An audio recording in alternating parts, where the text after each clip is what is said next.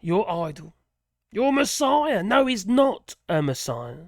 Nigel Farage. Well, he's now been attacked by the media. Yeah, how dare they? But also his allies. No, not Donald Trump. Donald Trump don't give a damn about Nigel Farage. It was just a tool. That's all Nigel Farage was.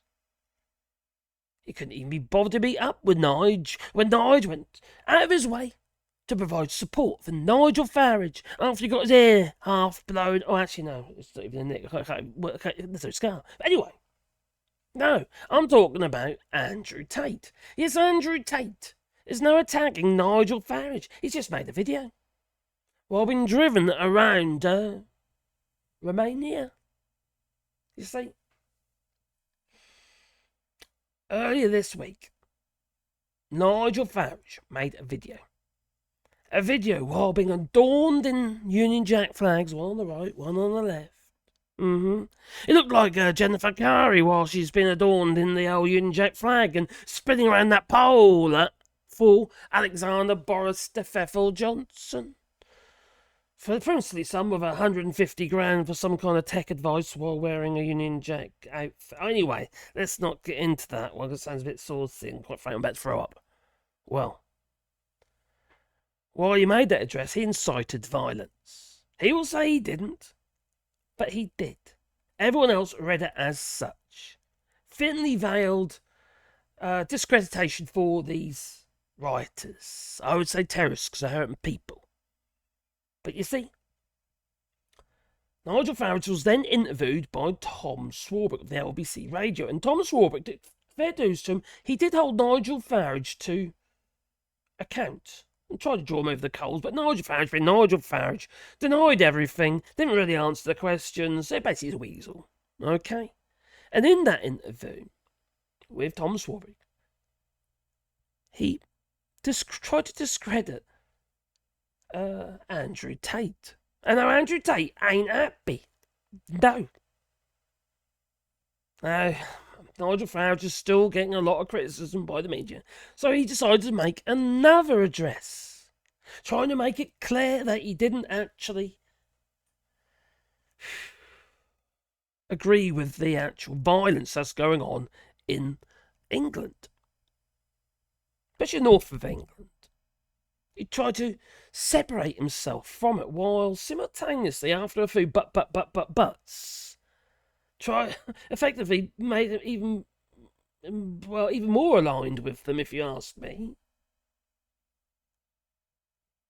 So, in response to Nigel Farage's weakness, Andrew Tate, well, he weren't happy. No, let's be honest, he's got a point, I suppose. But then again, it's Andrew Tate, so we don't really care. I'm gravely concerned by Nigel Farage throwing me under the bus when he speaks to the legacy media. Not because I'm concerned for myself. I am prepared for negative media. I've been forged in fire across the last 3 or 4 years, and I've been through more negative media than Nigel ever has. He complains about being debanked. I haven't had a bank account for years. I've been to jail, sir. They've thrown me in a cell, a Romanian cell, for what I've said on the internet. So let's not go down the avenue of who's suffered more. I've certainly suffered more than Nigel. He still lives a fairly normal existence, unlike myself. No. He ain't happy. No. But do we care? No. The man has been through the courts and what have you. He's also spent some jail time for sex trafficking and rape. Him and his brother.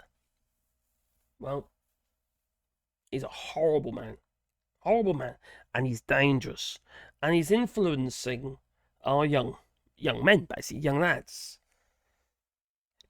in his own vision, which is frightening. We don't need any more Andrew Tates. We really do not. Now, in this interview, Nigel Farage with Tom Swarbrick tried to say, well, I've never incited violence. No, I've never tried to incite anybody, he said. Well, has he forgotten about this? The breaking point poster. What is that then? If that isn't incitement, I don't know what is. The day before the Brexit vote. that Nigel Farage is a weasel. Andrew Tate was right about that. I'll leave the link to that video. I don't feel I really want to, but I will in the description of Andrew Tate. Now, the beginning is good, the end is good, the middle is a bit bizarre. It's very bizarre, in fact.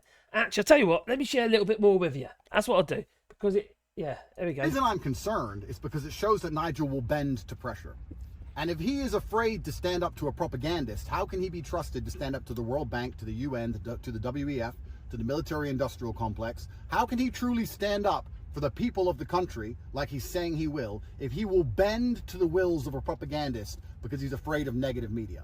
Every time he sits down anywhere and they say my name, he goes, oh yeah, oh Andrew Tate, yeah, he's a human trafficker. They've checked my hard drives, Nigel.